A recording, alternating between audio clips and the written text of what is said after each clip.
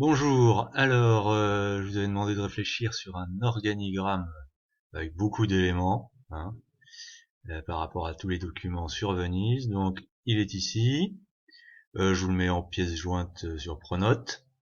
Donc n'oubliez pas de mettre un titre en italique, vous le soulignerez, ou vous mettez organigramme des conséquences du tourisme à Venise. Vous mettez évidemment des idées et pas des phrases et vous les reliez avec des flèches. Aujourd'hui, je voulais qu'on finisse le cours. Le cours, il est ici. On finit donc le chapitre. Le tourisme contribue au développement des territoires en apportant une manne financière. Une manne, un apport, beaucoup d'argent, voilà ce que ça signifie. C'est par exemple 7% du PIB de la France. Donc 7% de la richesse créée en France provient du tourisme.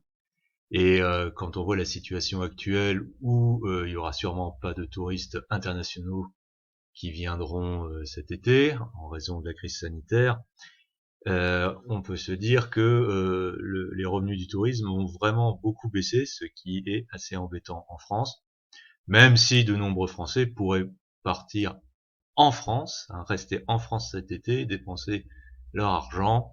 On verra bien ce qui se passera. Donc ça apporte de l'emploi, évidemment. Le tourisme transforme les paysages, puisqu'on construit des hôtels, on construit des routes pour aller là-bas, mais il ne respecte pas forcément l'environnement. Et un exemple de la bétonisation des côtes espagnoles. Alors c'est à Benidorm. Benidorm, ça se situe ici, d'accord? Là. Ça, c'est ce qu'on appelle la Costa Blanca, la côte blanche. Et donc Benidorm, dans les années 50, vous voyez, c'est une jolie petite plage, des montagnes en arrière-plan, quelques constructions, c'est déjà une station balnéaire.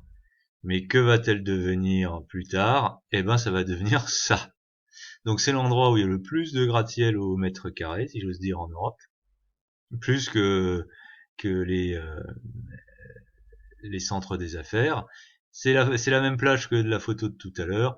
Vous voyez, on a bétonné, ça s'appelle la bétonisation du littoral.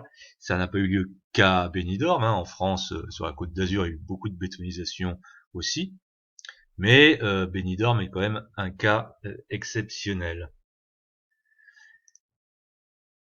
Alors en plus tout ça, ça émet des gaz à effet de serre parce que les transports, souvent on prend l'avion ou on prend la voiture et c'est quelque chose qui émet beaucoup de dioxyde de carbone et qui participe au réchauffement climatique.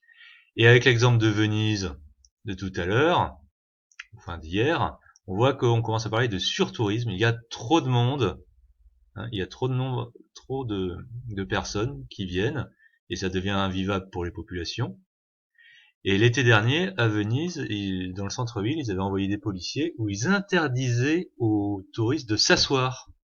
Donc ils allaient sur la place Saint-Marc, la belle place de Venise, et il fallait regarder la basilique notamment, mais ils n'avaient pas le droit de s'asseoir, il fallait juste qu'ils passent. Dubrovnik, c'est une ville en Croatie, une jolie ville antique et médiévale, et en fait, à Dubrovnik, quand vous entrez dans la vieille ville, il y a deux endroits. Il y a un endroit pour entrer, un endroit pour sortir.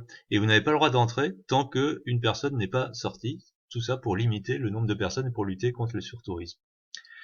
Conclusion, les enjeux des migrations internationales sont multiformes, donc plusieurs formes sont multiformes. Il y a les enjeux financiers, ça rapporte beaucoup d'argent.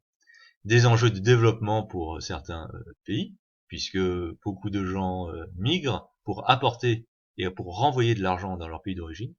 Des enjeux environnementaux, faut mettre un X, mais aussi des enjeux humanitaires. Voilà. Demain, plutôt la semaine prochaine, nous ferons un cours, nous reprenons un nouveau chapitre d'histoire.